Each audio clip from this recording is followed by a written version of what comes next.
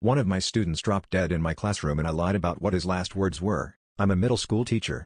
2 weeks ago, I had a student come to class after lunch and was all sweaty. I told him to go wash up but to use the sink in the classroom. I didn't understand how he got so sweaty since it was cold outside. Later they were taking a test and he came up to me. He looked out of it and was gripping his pencil. He asked what I was listening to. I said the mamas and the papas. He said, "Can I call home?" Then he dropped like a sack of potatoes. The school resource officer and nurse were in the room in 2 minutes and he was in an ambulance like 7 minutes later but he was not breathing. His parents wanted me to go into detail about what happened and I agreed if my principal agreed to be there. They asked me what was the last thing he said and I mentioned the mamas and the papas and to call home. They misheard me and thought I said that he asked if he could call his mama and papa. They got so emotional that I didn't correct them. All they said was he hadn't called them anything but mom and dad since he was like 3. He died from a brain aneurysm. Supposedly he got hit in the head pretty hard a few weeks back but that may or may not be related to his death. They cremated him too.